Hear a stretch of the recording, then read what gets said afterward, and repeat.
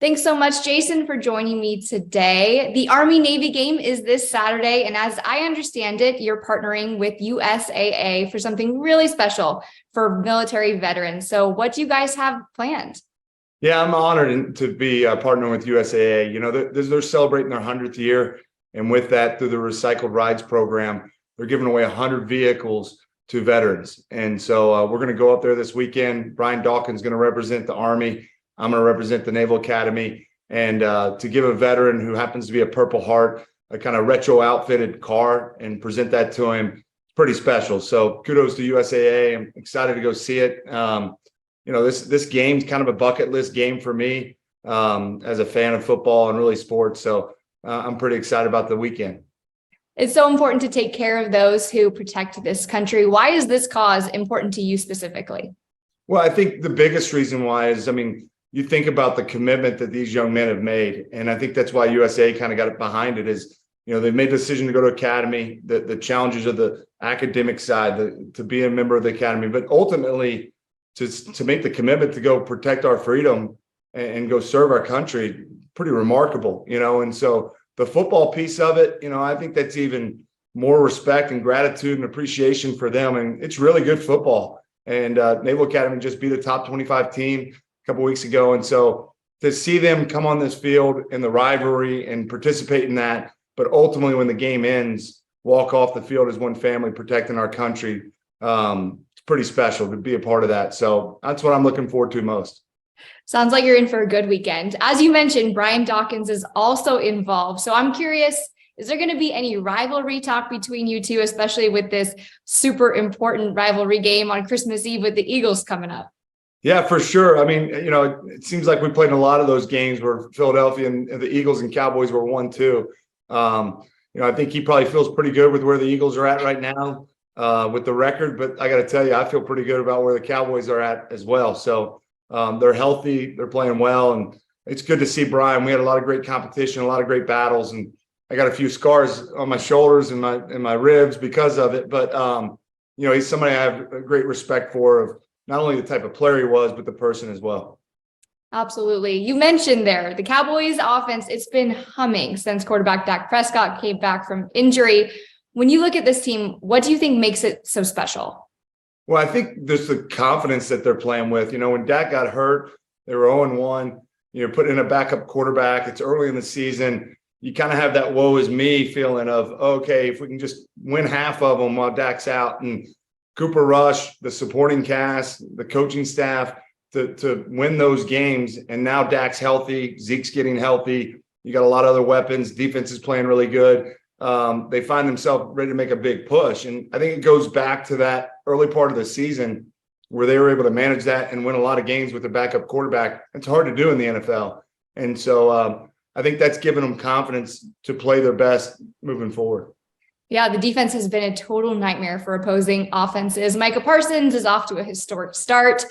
Can you compare this team as a whole to maybe some of your best teams when you played for Dallas? Yeah, well, first off, I'd say I don't know that I ever played with a defense this dominant. You know, I mean, Micah Parsons, man, could he have came 10 years earlier? You know I would have greatly appreciated that. Probably would have had a Super Bowl ring of some sort sitting around. But they're just really good. You know, I mean, they're giving up less than 200 yards passing. And I think the one thing I've seen as being a fan and watching is like they, you know, if the opposing offense goes down and scores, seems like Dak and the offense goes back and right away and responds. Or if our offense has to punt, the defense doesn't flinch. It's 3 and out, they get the ball back. And so the complementary football that I think a lot of people talk about in the NFL, Dallas is actually living that out. The Cowboys are in the way they're playing. So I'm pulling for them. A lot of guys that, you know, I've had a lot of success with and some adversity with, and a lot of sweat and tears and blood along the way. And so good guys that work hard, and they deserve everything that's coming their way. You said the Cowboys team is very confident right now, and you're confident in the Cowboys as well. Putting you on the spot here, Super Bowl chances for Dallas this season. Man, I think they're the best team in the NFC. So I think they're going to get there, and you never know what happens when you do. So I learned a long time ago, you know, don't give these bulletin board materials. So I don't want to make it too hard for them, but I certainly think they have the team to get to the Super Bowl. That's very exciting. Congratulations, by the way, on your Coach of the Year honors. I'm curious what it's like to coach kids and what you get out of it. Yeah, it's been a lot of fun for me, Bree. I think, I never thought in a million years I'd coach high school, but, I have two boys that are playing. One's in 8th grade, one's in 10th.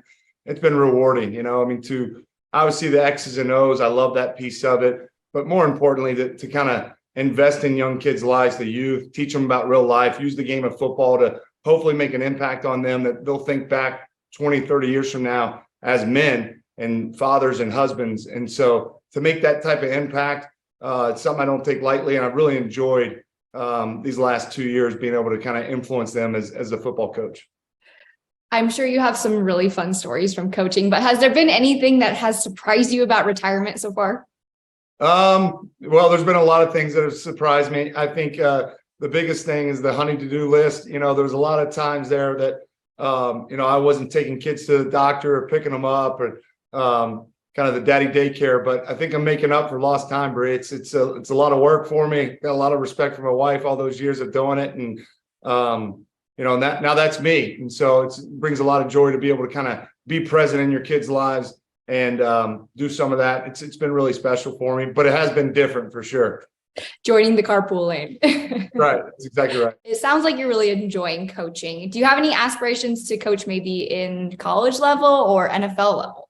I do, and I think that with the right timing, I think one of the things that allowed me to have the career that I did in playing was, don't look too far ahead, right? Be present, be where you're at now, get better, enjoy these moments of playing. And so I made this decision as a family to kind of coach my kids and to do that. And it's been very rewarding for me. Certainly you have aspirations to get back and to coach at that level. And, I'm kind of all in on the coaching thing. I really enjoy the kind of the day-to-day of that and what it looks like to be a coach. And, I had a lot of great coaches that impacted my life.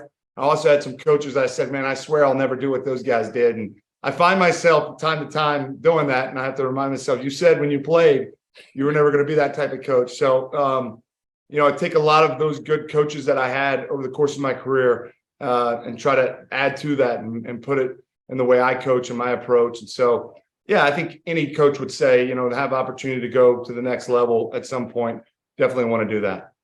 Well, I have to ask a follow-up question on that because every Cowboys fan is wanting to know, would you find it rewarding to then wear the star, but as a coach?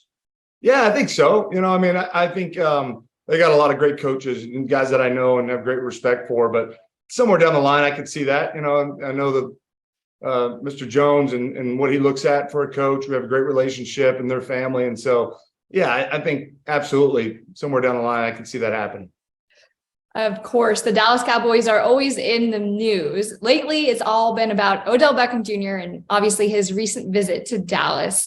I'm curious to ask you, because you spent 17 seasons in an NFL locker room, how important is locker room chemistry? Oh, it's the number one priority. If you don't have chemistry, it doesn't matter what the talent level is. You see it every year in the NFL. It's not always the best team that wins. It's, I think, the closest team, the guys that are going to play for each other. And that's a big part of it. What's been interesting about this, I don't know that I've ever seen it kind of play out in the middle of the season of this open recruitment and going to basketball games and, sending messages on Twitter. I'm actually kind of a fan of it. I think it's pretty neat to kind of see it for a fan. But ultimately, I think what you find is these guys, Odell can help them. And it seems like the skill guys for the Dallas Cowboys are open to it. And they got a lot of weapons. Obviously, he's a premier player when he's healthy. And so he can kind of be the icing on the cake for that football team as a skill player. So we'll see how it plays out. But I know he would definitely help somebody down the stretch as they go to the playoffs. Yeah, we'll have to see what happens there. Okay, last question, because I know you've got a lot more interviews today. When you take a greater look at the NFL, is there a tight end that really impresses you? Yeah, I think the first thing I would say to that question is I'm just proud of how far the positions kind of evolved over the years. 20 years ago when I was coming in, there was 2-3 tight ends that you looked at and say, I want to become that, and now you turn on any game on a Sunday afternoon and there's a tight end making a play. So there's so many good ones out there. Particularly, I think, George Kittle as a blocker and as a receiver. Mark Andrews, what he's done for Lamar Jackson and that style offense is their weapon. But